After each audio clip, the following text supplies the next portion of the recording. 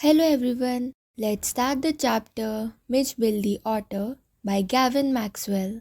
Before you read, Gavin Maxwell lives in the cottage in Camisferna in the West Highlands in Scotland. When his dog Johnny died, Maxwell was too sad to think of keeping a dog again. But life without a pet was lonely. Read what happened next in Maxwell's own words. Part 1. Early in the new year of 1956, I traveled to southern Iraq. By then, it had crossed my mind that I should like to keep an otter instead of a dog, and that Kemisferna, ringed by water a stone's throw from its door, would be an eminently suitable spot for this experiment.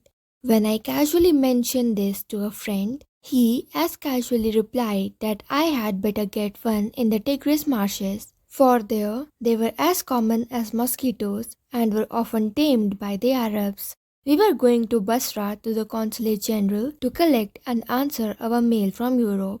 At the Consulate General, we found that my friend's mail had arrived, but that mine had not. I cabled to England, and when, 3 days later, nothing had happened, I tried to telephone. The call had to be booked 24 hours in advance. On the first day, the line was out of order. On the second, the exchange was closed for a religious holiday. On the third day, there was another breakdown. My friend left, and I arranged to meet him in a week's time. 5 days later, my mail arrived. I carried it to my bedroom to read, and there, squatting on the floor, were two Arabs. Beside them lay a sack that screamed from time to time. They handed me a note from my friend. "Here is your otter." Part 2. With the opening of that sack began a phase of my life that has not yet ended, and may, for all I know, not end before I do. It is, in effect, a thraldom to authors, an otter fixation that I have since found to be shared by most other people who have ever owned one. The creature that emerged from this sack onto the spacious tiled floor of the consulate bedroom resembled most of all a very small, medievally conceived dragon. From the head to the tip of the tail, he was coated with symmetrical pointed scales of mud armor, between whose tips was visible a soft velvet fur like that of a chocolate brown mole. He shook himself, and I half expected a cloud of dust. But in fact, it was not for another month that I managed to remove the last of the mud and see the otter, as it were, in his true colors. Mijbil, as I call the otter, was in fact of a race previously unknown to science, and was at length christened by zoologists Lutrogale perspicillata maxwelli, or Maxwell's otter. For the first 24 hours, Mijbil was neither hostile nor friendly. He was simply aloof and indifferent, choosing to sleep on the floor as far from my bed as possible. The second night, Mijbil came onto my bed in the small hours and remained asleep in the crook of my knees until the servant brought tea in the morning. And during the day, he began to lose his apathy and take a keen, much too keen interest in his surroundings. I made a body belt for him and took him on a lead to the bathroom, where for half an hour he went wild with joy in the water, plunging and rolling in it, shooting up and down the length of the bathtub underwater, and making enough slosh and splash for a hippo. This, I was to learn, is a characteristic of otters. Every drop of water must be, so to speak, extended and splashed about the place. A bowl must at once be overturned, or, if it will not be overturned, be sat in and splashed it until it overflows. Water must be kept on the move and made to do things. When static, it is wasted and provoking. 2 days later, Mijbil escaped from my bedroom as I entered it, and I turned to see his tail disappear round the bend of the corridor that led to the bathroom. By the time I got there, he was up on the end of the bathtub and fumbling at the chromium taps with his paws. I watched, amazed. In less than a minute, he had turned the tap far enough to produce a trickle of water, and after a moment or two, he achieved the full flow. He had been lucky to turn the tap the right way. On later occasions, he would sometimes screw it up still tighter, jittering with irritation and disappointment at the tap's failure to cooperate. Very soon, Midge would follow me without a lead and come to me when I called his name. He spent most of his time in play. He spent hours shuffling a rubber ball round the room like a four-footed saucer player, using all 4 feet to dribble the ball. And he could also throw it with a powerful flick of the neck to a surprising height and distance. But the real play of an otter is when he lies on his back and jiggles with small objects between his paws. Marbles were Midge's favorite toys for this pastime. He would lie on his back, rolling 2 or more of them up and down his wide flat belly without ever dropping one to the floor. Part 3. The days passed peacefully at Basra, but I dreaded the prospect of transporting Midge to England and to Camisarna.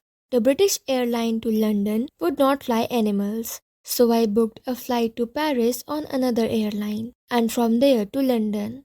The airline insisted that Midge should be packed into a box not more than 18 inches square to be carried on the floor at my feet. I had a box made, and an hour before we started, I put Midge into the box so that he would become accustomed to it and left for a hurried meal. When I returned, there was an appalling spectacle. There was complete silence from the box, but from its air holes and chinks around the lid, blood had trickled and dried.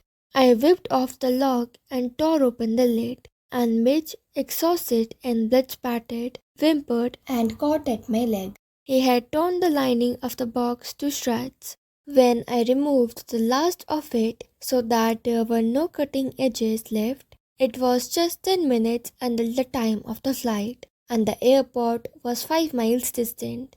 I put the miserable Midge back into the box, holding down the lid with my hand. I sat in the back of the car with the box beside me as the driver tore through the streets of Basra like a ricocheting bullet. The aircraft was waiting to take off. I was rushed through it by infuriated officials. Luckily, the seat booked for me was at the extreme front. I covered the floor around my feet with newspapers, rang for the air hostess, and gave her a parcel of fish for Midge to keep in a cool place. I took her into my confidence about the events of the past half hour. I have retained the most profound admiration for that air hostess. She was the very queen of her kind. She suggested that I might prefer to keep my pet on my knee, and I could have kissed her hand in the depth of my gratitude. But not knowing otters, I was quite unprepared for what followed. Midge was out of the box in a flash. He disappeared at high speed down the aircraft. There were squawks and shrieks, and a woman stood up on her seat and screamed out, "A rat! A rat!" I caught sight of Midge's tail disappearing beneath the legs of a portly white turbaned Indian. Diving for it, I missed, but found my face covered in curry. "Perhaps," said the air hostess with the most charming smile, "it would be better if you resumed your seat, and I will find the animal and bring it to you." I returned to my seat. I was craning my neck trying to follow the hunt, when suddenly I heard from my feet a distressed chitter of recognition and welcome, and Midge bounded onto my knee and began to nuzzle my face and my neck. Part 4. After an eventful journey, Maxwell and his otter reached London, where he has a flat. Midge and I remained in London for nearly a month. He would play for hours with a selection of toys, ping-pong balls, marbles, rubber fruit, and a terrapin shell that I had brought back from his native marshes. With the ping-pong balls he invented a game of his own, which could keep him engrossed for up to half an hour at a time. A suitcase that I had taken to Iraq had become damaged on the journey home, so that the lid, when closed, remained at a slope from one end to the other. Mitch discovered that if he placed the ball on the high end, it would run down the length of the suitcase. He would dash around to the other end to ambush its rival, hide from it, crouching, to spring up and take it by surprise, grab it and trot off with it to the high end once more. Outside the house, I exercised him on a lid, precisely as if he had been a dog. Mitch quickly developed certain compulsive habits on these walls in the London streets. like the ritual of children who, on their way to and from school, must place their feet squarely on the center of each paving block, must touch every seventh upright of the iron railings, or pass it to the outside of every second lamppost. Opposite to my flat was a single-story primary school, along whose frontage ran a low wall some 2 feet high. On his way home, but never on his way out, Midge would tug me to this wall, jump onto it, and gallop the full length of its 30 yards, to the hopeless destruction both of pupils and of the staff within. It is not, I suppose, in any way strange that the average Londoner should not recognize an otter, but the variety of guesses as to what kind of animal this might be came as a surprise to me. Otters belong to a comparatively small group of animals called mustelines, shared by the badger, mongoose, weasel, stoat, mink, and others. I faced a continuous barrage of conjectural questions that sprayed all the mustelines but the otter. More random guesses hit on a baby seal and a squirrel. Is that a walrus, mister? Reduced me to giggles. And outside a dog show, I heard a hippo, a beaver, a bear cub, a leopard, one apparently that had changed its spots, and a brontosaur, which was anything but an otter. But the questions for which I awarded the highest score came from a laborer digging a hole in the street. I was still far from him when he laid down his stool, put his hands on his hips, and began to stare. As I drew nearer, I saw his expressions of surprise and affront, as though he would have me known that he was not one upon whom to play jokes. I came abreast of him. He spat, glared, and then growled out, "Here, mister, what is that supposed to be?" That's all for today. Thank you.